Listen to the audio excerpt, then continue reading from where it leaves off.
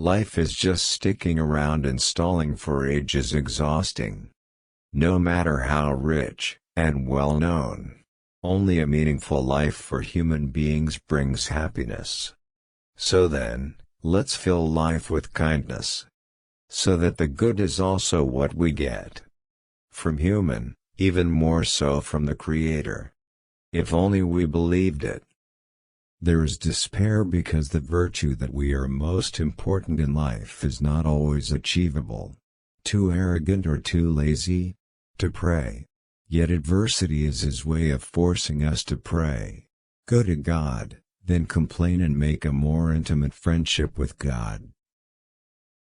Fight boredom by constantly looking for the meaning of life, then orienting it to contribute as much as possible to others, especially those who need it most.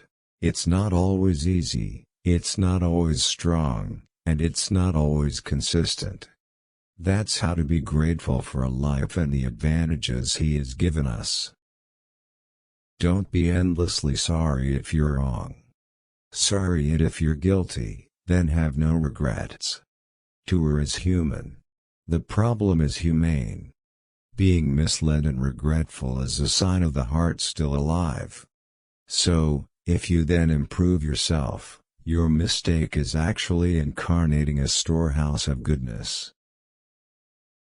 Intellectuality often means a willingness to endure suffering, to always be in limbo and doubt, to not want to deny views, to constantly see our opinions as tentative and open to revision, rooted in a humble recognition of the relativity of thinking. The cause of emptiness in life is forgetting to be grateful and taking for granted our extraordinary gifts. Health, family, friends, generous nature full of beauty, and love everywhere. If patient, the test of life is also a hidden wisdom. Don't ever forget that whatever privilege we have is not really ours. God only entrusts it to us, without any difference what He entrusts to you or to others. We are a non-factor. It's easy for God to pull it out at any time. Then, do we still have a reason to be arrogant? When we are gifted with broad insight and intelligence in argumentation, use it to subdue arrogant and haphazard people. But, more importantly, use this gift to conquer yourself. For you are truly your most dangerous enemy. There is time for chattering. There is a moment of reposeful. There is one moving. There is a moment of silence. Reposeful is more piercing than talking. Silence is more agile than motion. Chatter just to express your silence. Move only to make your silence happen. Besides that, chattering and moving is just a waste of time.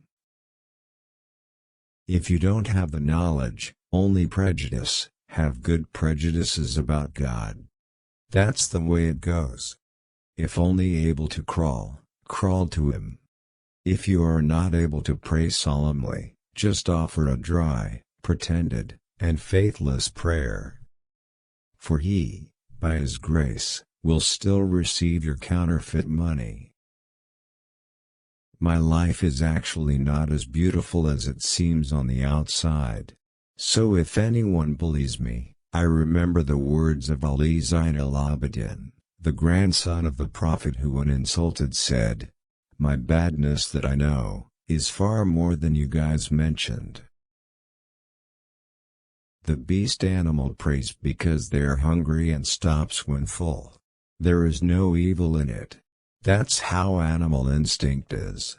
Humans prey on others because of hatred and greed.